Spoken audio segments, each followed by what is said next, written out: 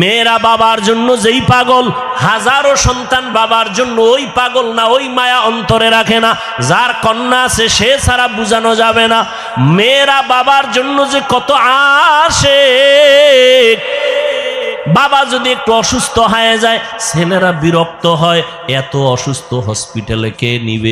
কিন্তু মেয়ে যখন শুনে খানা বন্ধ করে দেয়, পাগলের মতো দৌড়ায়। বাবার অসুস্থ খবর পাইয়া বলে আমি আর ঘরে থাকবো না। বাবায় কই বলে হসপিটালে, কয় দৌড়াও। ওই মেয়েটা বাবার কাছে যায়, বাবা এত কষ্ট পাইও না, কাঁদিও না। একটা মেয়ে বাবার জন্য এতটাই ফেদা, এতটাই মায়া মোহাব্বত নিয়ে চলে। একটা মেয়ে চায় তার কলিজাটা কাইটা বাবার জন্য দিয়া দিবে। ওই মেয়ে পাইয়া যারা খুশি না, তোমাদের কপাল বড় খারাপ। নবী বলেন একটা কন্যা পাইছো, একটা জান্নাতের মালিক হয়ে গেছো। দুইটা কন্যা পেয়েছো, দুইটা জান্নাতের মালিক হয়ে গেছো।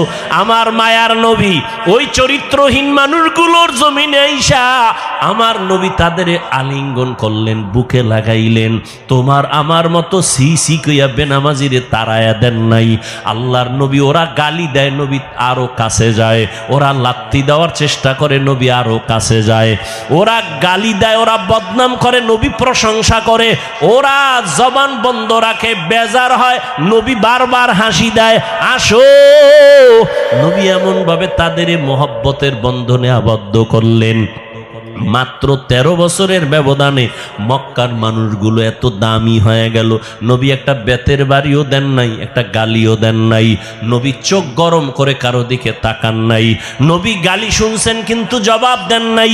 মাত্র 13 বছরের ব্যবধানে এই মক্কার চরিত্রহীন মানুষগুলো এত দামি হয়ে গেল। আল্লাহ জিব্রাইল আমিন রে পাঠায় বলে, যাও লিস্টি দিয়া দিলাম, লিস্টির মধ্যে নাম আছে।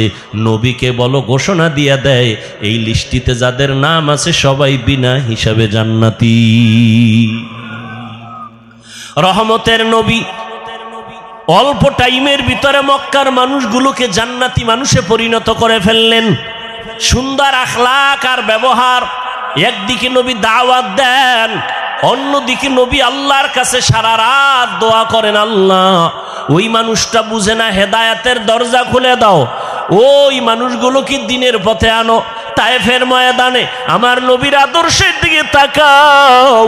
তায়েফের ময়দানে ওই কাফের ওরা সবাই নবীজিরে দেখে ছোট ছোট বাচ্চাগুলোরে লেলিয়ে দিল, বলে পাথর মেরে মক্কার এই পাগলটারে তাড়ায়া দাও। মায়ার নবীরে যখন পাথর মারে বৃষ্টির মতো রক্তগুলো পড়ে পড়ে নবীজির জুতা মুবারক আটকায় গেছে। নবী চোখের পানি ছেড়ে কাঁদে। আল্লাহ সহ্য করতে পারলেন না। ও জিব্রাইল, আমার নবীরে গিয়া বলো এখনই তায়েফের জমিন উল্টায় সব ধ্বংস করে দেই।